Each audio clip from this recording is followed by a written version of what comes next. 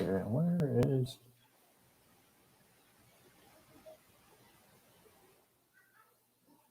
Now, looking at the camera, I knew I should have put like a face up there. My TV's, like I said, over here. So I look over. Okay. It looks like Lori has us live, so I'm going to go ahead and get a couple watch parties started here while we get some people tuning in. I'm trying to put this live on my side.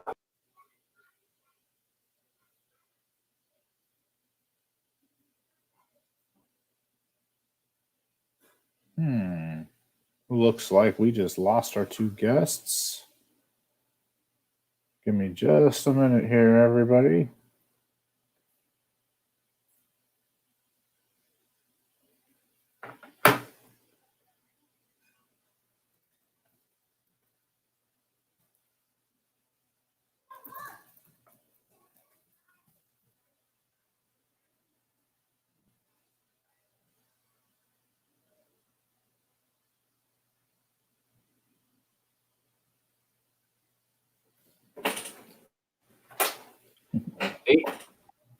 Touched my computer tablet and there we go.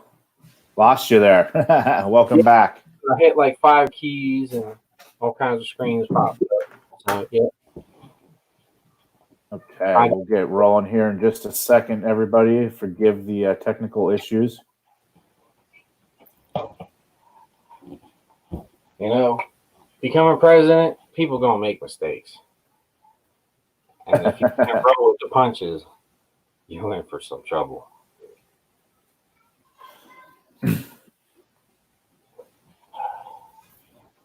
All right, everybody, thank you for tuning in.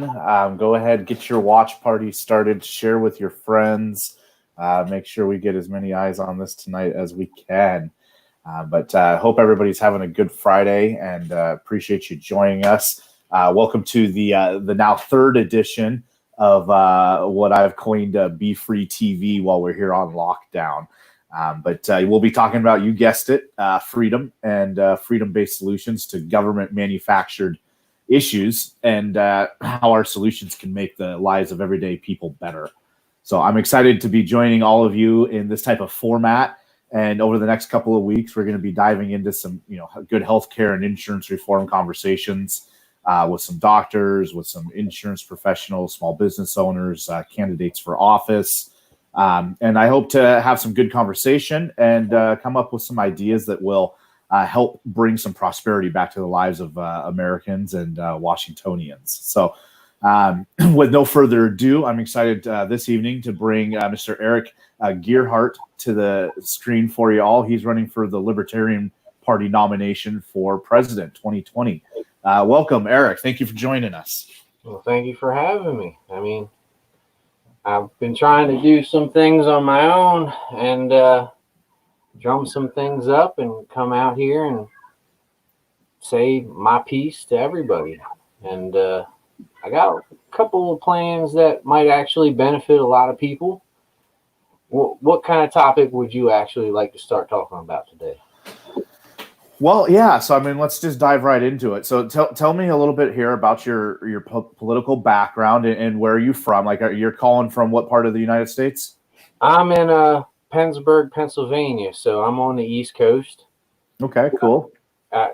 We already had the time difference. 6:45 on my time is 3-4 hours later for you. So it's nice you got the sun out. It's dark here. But I love my state. I love my country, and my whole basis of feeling is if you can't do it right, you got to do it yourself. So that's why I'm running for president, because I've worked in the entrepreneurial side of carpentry for 17 years now, and every time and every year I've met hardship, I've met challenge, and I like challenge. And every single problem that comes up, I'll face it. I'll figure that out.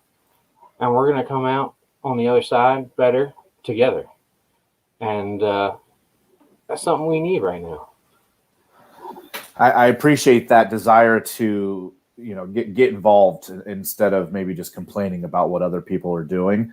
That was kind of a mantra that I took as well. I very quickly, when I became political in nature, grew frustrated, like many, if not all of us, to some degree or another. And I found myself complaining for, probably about 6 months, 9 months. And then I was like, wait, this isn't doing anything. So I commend you for getting involved, Erik, and you have my respect for that. I think they're people that want to give back to their communities and, serve their country in that fashion, is commendable. So thank you. With that said, give us a little bit of a background on what maybe specifically got you involved in politics, in activism, and what maybe changed you from somebody that wanted to be an activist to actually run for office. Well, activism is more of I'm going to say something about it. And running is something I'm going to do something about it. And I would like to do something about it. I don't want to just talk about it. I want to get out there and hammer some things home for a lot of people that will fix our country, how it runs. I mean, I've been throwing out ideas of immigration, well, not an immigration law, and an immunity law, where politicians lose their political immunity during election cycles. And I've been hammering this home every single time I've been going out to these debates because it actually fixes things. And we watch all these shows day in and day out of people having drama. I think I would like to sit back and see the political drama of them backstabbing each other, trying to keep their job. And if they can't have integrity trying to keep the job, they should not have it. A thought crossed my mind, a reality show for politicians, but none of it on the actual votes and what laws get passed. But let's put some body cameras. It should never be like a reality show based on who's more popular. It should be on somebody that has integrity, because that's what our nation was founded upon, is having the guts and the heart to stand up for what you believe in. That's how the Constitution got made. And those were very strong people to stand up to tyranny. And we need that now. We can't have, I just want to get by. We're going to give you handouts. We need a solid system of honor and respect that people can actually handle and deal with emotionally. And if we can't have it, damn, we better fight for it again, because they died and bled for this Constitution to be made, which is the strongest bill and article in our world. We have communism, socialism all over the world, people just taking advantage of the fact. And if we let that go, it won't come back. So we have to hold on to it near and dear. And if we can't do that, we don't deserve it. And I pray that we don't let that go. Yeah, I echo that, and I appreciate where your heart is on that. I think you nailed it on the head there. So running for office, wanting to affect, actual positive change in people's life, right? That's the goal here. Not talking about it, but actually helping people and providing solutions. Yeah, I don't want to be a popular person. I never wanted that. I don't want to be a star. I just want to be me. I want to be a leader. I'll do my time and I'm out the door, because I have other things that I'd like to achieve as well. And it's all for everybody's benefit. Where I have my foundation, where I want to start my trade school. I want other craftsmen from other countries to come here. And I want the world to get along in a better circle instead of separation. Because there's so many beautiful things that everybody should be able to learn. And it's so separate right now. And so you touched on something there. get in and do your time and then get out and onto the rest of your lives. And that's a topic that's come up a lot in my campaign, where, I'm running against a 40-year career politician. And I talk about, getting rid of pensions for politicians, right? The taxpayers shouldn't be indebted to politicians for the rest of their life, for the positions of, public service that they've held, which should be, voluntary, and, more of a volunteer type heart for it than a go in and, get rich off of politics. So I think a lot of people are ready for that type of politician going forward. Is, average, normal folks that, maybe step outside of the societal norms of what we've had for so many years, because people are starting to wake up and see that it's broken, and they don't want the suit and tie politician all the time anymore. And especially the millennials and the Gen Xers and the Gen Zers, it's going to be an entirely different, political future. And we're seeing with the Joe Bidens of the world, they don't know how to relate to anybody that's under the age of 55 or 60s, basically.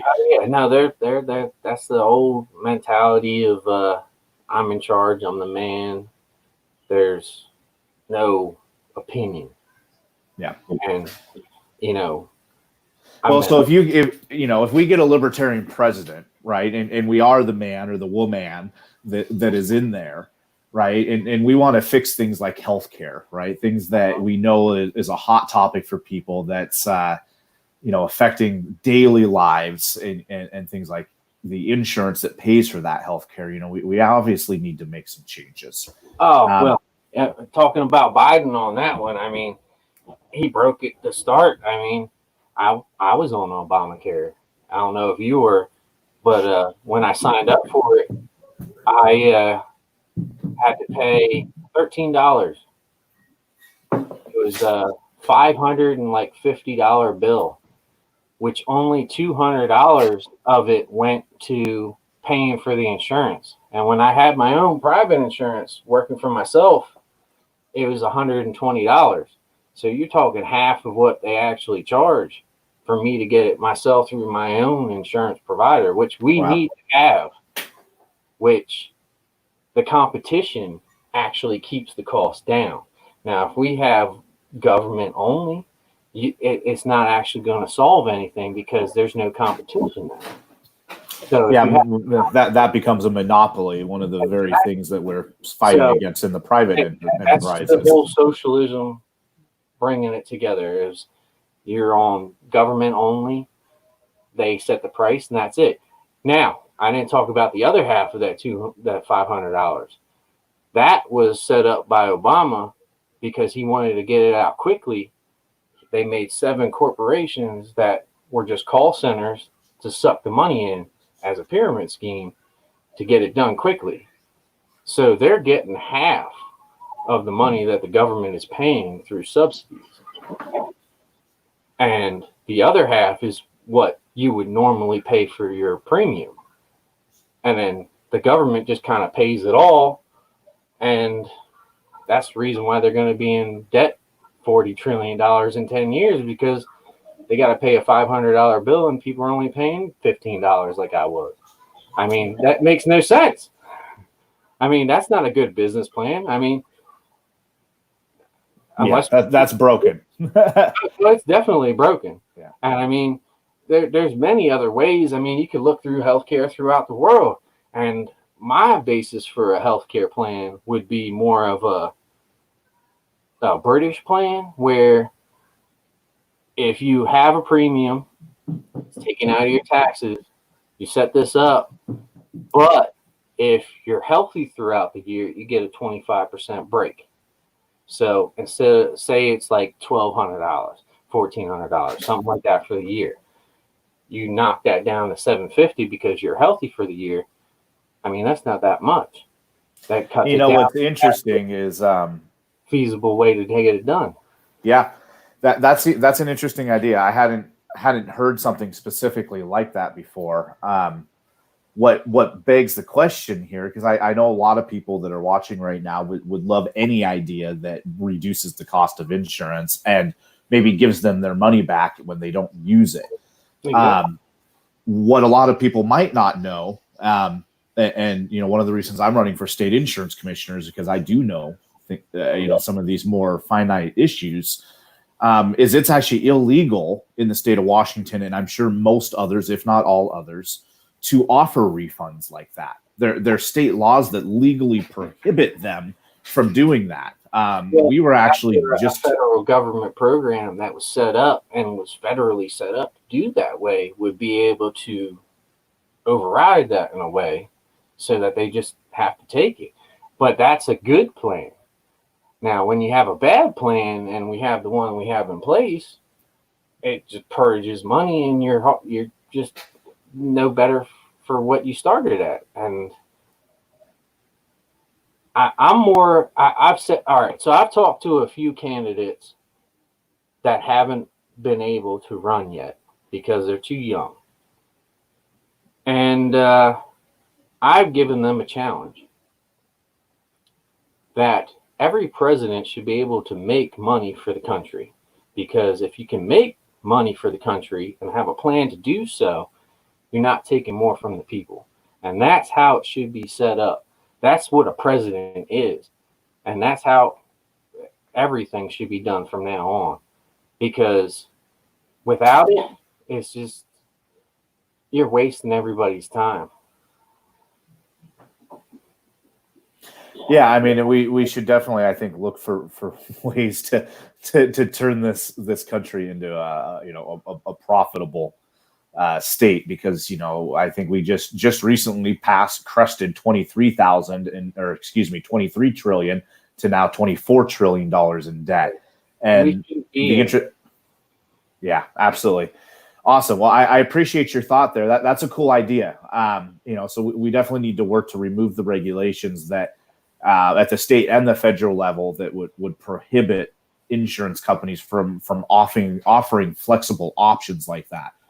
Perhaps not every insurance company would want to offer rebates at the end of the year, and perhaps not every customer would want us to. That's the part of having competition. So if the government actually gives a good plan that people want, the competition has to offer something equal. That's how the Libertarian Party has free trade. So when somebody offers something better in business, they have to offer something better than that to make it actually feasible for everybody. Now, if you offer nothing, you just take what it is, and hey, that's all you get. But with free trade, I mean, granted, we can't truthfully open up free trade right now because I don't know freaking how. But I would like to make it happen, because the more the competition is, it's better for everyone. I mean, you have more options. American work can actually come back. It's not the cheapest, and that's it. That's the reason why China got all the work. I mean, we need to really revamp everything. I mean, there's a lot of work to be done. Yeah. Yeah. Well, that Obamacare plan is something that's affected a lot of people in a negative way. And it's something that the Democrat politicians, they like to talk about how many people they got enrolled in it. But they never admit the number of people that didn't want it, that got forced to buy it. And that's been very harmful to this insurance market. I would actually like to see that number of the people that, like me, where they said you either sign up for health insurance or you get fined. Yeah, I'd like to see that number. Yeah, my family paid the fine for 4 years. So you mentioned, free markets and, opening things up so that the insurance is, more diverse and accessible for folks. On the front end of that, the care is expensive, right? I think we need to differentiate that health care and health insurance are not the same thing. And that if we want health insurance to be cheaper, we also need health care to go down in cost. So what are maybe one or two ideas you have, specific ideas to actually reduce the cost of care on the front end? Well, on the front end, we're already kind of doing this. It needs to be more widespread is the cost up front. They tell you how much your cost is going to be for your care, for surgeries, anything you need. Put it up front, put it at your hospital. So price transparency, yeah. Okay. Yeah, the price transparency. I didn't have the words for it, but I knew what it was. So that one right there, if we open that up more so people can choose where they go, granted, everybody's going to have their own experience, and it's the same thing as small business. If you don't have a good business and you don't run a good business, you won't be in business. Yep. So you have to provide the care and the quality as a craftsman, even in the healthcare industry, to move forward. And there's a hospital in Oklahoma, I believe, that operates in that fashion already, and I've had friends that have visited it just to tour it. And for everything that I've heard, it's working fabulously already. Price transparency. It's even illegal for insurance companies right now to offer packages. Like they say, here's your pregnancy package. You're 25 and you're thinking about having a baby in the next 10 years. This is a package you might want to buy, on an insurance policy, so that when you go to the hospital, how much, what they're going to cover for a pregnancy. And then the hospital can have their price point of, hey, this is what a high risk pregnancy, a mid risk pregnancy, or a low risk pregnancy might look like, right? So there's, healthcare is complex, but there's should be, and there can be easy ways to make it more simplistic, so that the average person understands what the heck they've got and how much it's going to cost them. That's all we really need in the government is just the simplistic, we can get it done, and we'll just show you what you need. And information, transparency, kind of will get it done for everybody. And what do you think about things like buying insurance across state lines? I mean, like I said, if it's a good business, you're going to run better. And if you're buying insurance cross lines, and because it's a better option for you because it costs you less, has more options, there's no reason why that shouldn't be allowed. I know some of my other candidates want every state to run themselves, but we need the United States of America. And we can't be divided. We just can't. 50 separate states, we're in disorder right now. Every state has their own orders of shut down, this, that, and the other. Like, the president ain't doing shit. And the presidents that are somebody else might pick, why has it got to be red and blue? Because they both suck. I mean, I still say Trump is the better option, but he don't know what the fuck he's doing. I sent him letters, and I'd help him fucking get this shit done. But like I said, you can't do it right. You gotta do it your damn self. And I'm going to do it my damn self. I'll come out here and say whatever the hell I have to do because we're going to get it done. And I might not get it done this time, but that's my growing pains. Well, it's certainly a chance to talk about the ideas and hope somebody steals them at the very least. And that's something I think that libertarians can. You can steal my ideas. Guess what? You're already working for me. Yeah. Well, libertarians running. I know sometimes libertarians, the whole you can't win thing, and I'd love you to touch on a few of those topics here in a second. But even if a libertarian can't win, now or next year or the year after, right? We're still a voice of a group of people that deserve to have their ideas and their voices heard in governance. And right now, the marginalized individual that is upset that their insurance rates are going up every year, or that they're getting fined for not purchasing something, or they hear their friend one state over has a better rate on insurance and they can't buy that policy.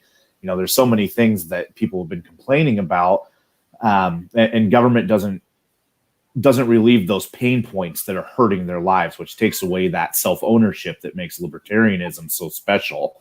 And I think getting libertarians elected, or or folks like yourself running at a national level, if we can push the conversation in a positive direction and make sure that the people that are being harmed at the very least have a voice in this, that gives people that are just so apathetic to what's going on and don't even show up to vote, it gives them a reason to start caring again. Yep. I met quite a few people at every event I've been at, younger than me, that said, I would like to run, and you inspired me. And that's what we need, that person to inspire. And that's where I want to be. I want to inspire. I've kind of been a leader my whole damn life, and I'm okay with it. I've senior patrol leader. I was my patrol leader for my scout troop.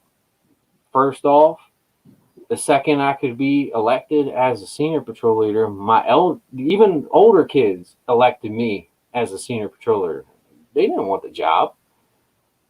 I had no problem with it. They gave me my 2 terms because I made it to be George Washington's terms of a 2-term patrol leader. I didn't want to do it all the way through my whole scout life, because other people need a chance to lead as well. And my men needed to learn how to lead. And that's how I felt about it. I had my growing pains back then with when I left, they were lost.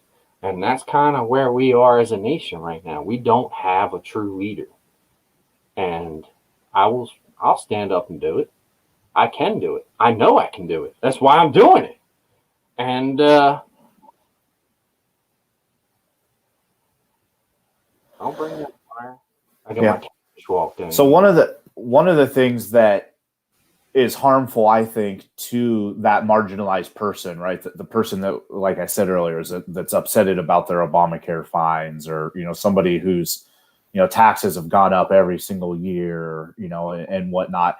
It's hard for people to feel engaged in politics, and we know the apathy. 60% of the population doesn't vote, and I think one of the biggest issues with that is things like the Presidential Debates Commission. Now, when I first got involved in politics with the Gary Johnson campaign in 2016, I learned about the process of getting on to the debate stage. And it's actually one of the things that made me libertarian, was seeing how the other 2 parties would collude together to keep third parties off the ballot. And they've been doing it since I think the mid 1980s, if I remember correctly. So we've got some folks turning in today that maybe haven't heard about the Presidential Debates Commission. They just know that maybe, the 2 parties are on the debate stage. Can you give a Cliff Notes version of what the presidential debate system is and why it's been harmful to getting third parties on the ballot? Well, I mean, they ask for hundreds of thousands of people's signatures, if not votes, in the primaries. And that's Republican and Democrat. I mean, I've been in a few debates myself, just a few. I think it was 3 I actually made it into. I was in California, didn't make it. I was unable to make it to Illinois just because I'm a small business owner, and I had absolutely no donations, so I couldn't make it. I had $9 in my bank account, and it's not going to stop me. I'm going to show up to whatever I can, do whatever I can, and say what I'm going to say, regardless, no matter who I say it to.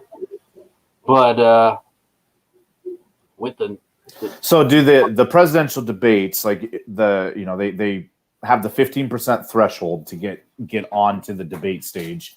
If you were going to be the Libertarian nominee, do you have a strategy to either get that 15% in the polls, or to challenge them to let you on the stage anyways? well, yeah, and it starts yesterday. I'm unknown. I don't know how anybody could get on a stage and get 15% being unknown. I haven't seen anybody in our party do it. Um, Maybe 10%. But if you actually show a lot of heart and you come back, which I plan on doing, I'm going to come back in 2024. I'm probably going to run for a Senate seat in 2022 in Pennsylvania when mine's up, steal my state back, and then I'm coming back for the presidency, because that's my plan.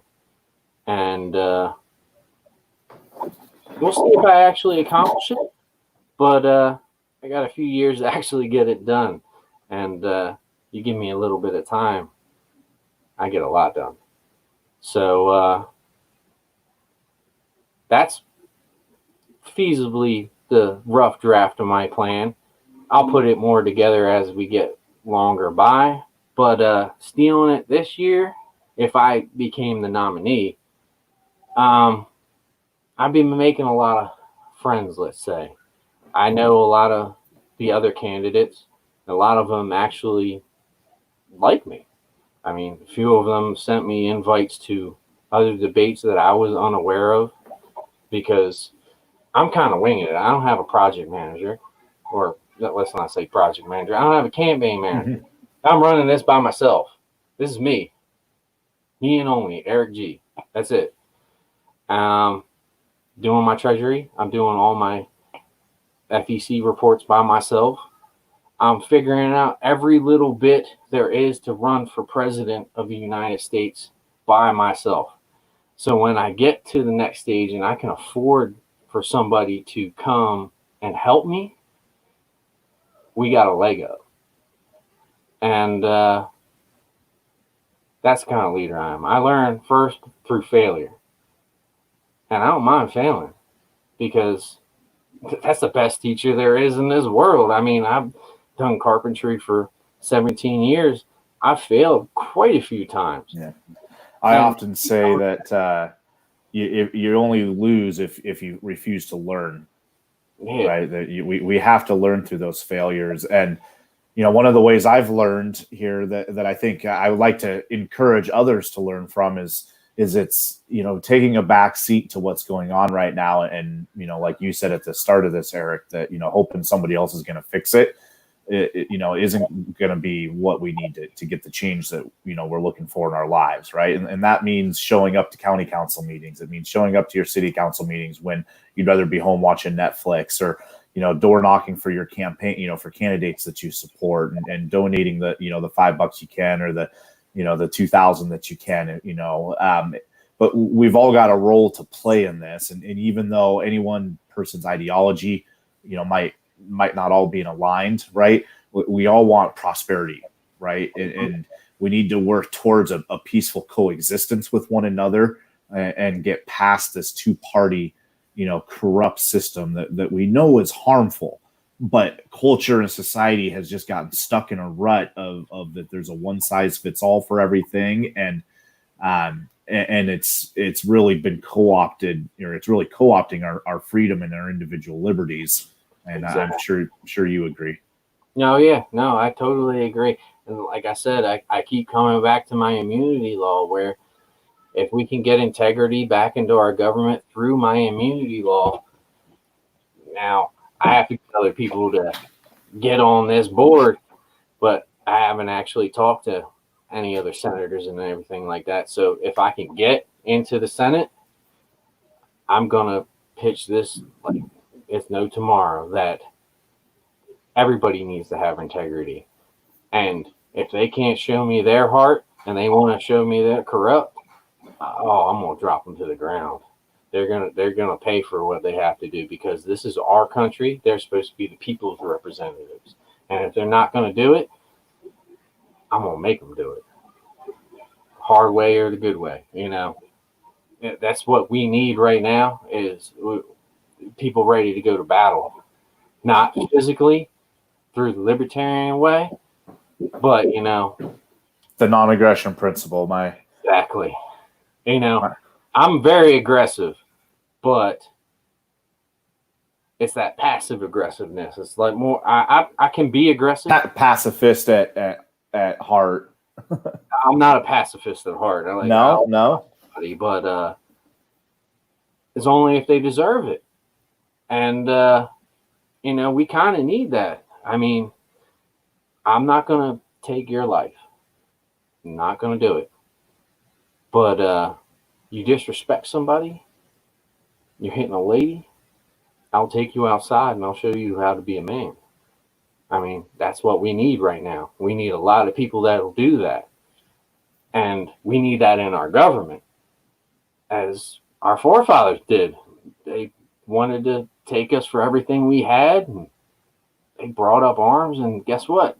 We got a free country. Those were some of the bravest men to ever live, that were looking at the face of a tyrant and losing everything and putting their children in harm's way because they knew, what the ultimate sacrifice would yield down the road for folks like you and I. So, Erik, I appreciate you sharing some of our thoughts. I am one of the delegates here in Washington and running for office myself. So I wanted to provide a platform to folks like yourself that are running for the nomination to speak to the delegates, and also a chance to speak on maybe some more specific healthcare and insurance topics that my followers would enjoy hearing from. So I appreciate your time, everybody. You can see on Erik's screen there, you can find him at Gehardt 2020.com. Now, I'll tell everybody, they shut my site down yesterday, so it'll be up Monday, and they're going to have a talking to you too, because that's not how you do business. So everybody have a good night. Yeah, thank you. Everybody be free. Check out my website, anthonywelty.com as well. You can probably volunteer for Erik or I know you can volunteer on my website. If you like to get involved, have your voice heard, and put in some energy into getting candidates elected, we'd love your help and your support. Check out the website as well for your signs, your stickers, your bumper stickers, your T-shirts. I got some pocket constitutions on there. We got some beer koozies. Sorry, it's not skinny enough for your White Claws. But definitely check it out. Love and appreciate your support. Have a great Friday. Thanks for joining us. And, tune in here in a couple of days. We're going to have Dr. Mary Ruart, a PhD and expert in all things FDA. And then we'll also be having Mr. Sean Needham on in a couple of days. He was a pharmacist, small business owner here in Washington that'll be talking about why he does not accept insurance at his pharmacy. So got some great topics coming up. Tune in here in the next couple of days. Peace out and be free. Everybody have a good one. Stay free.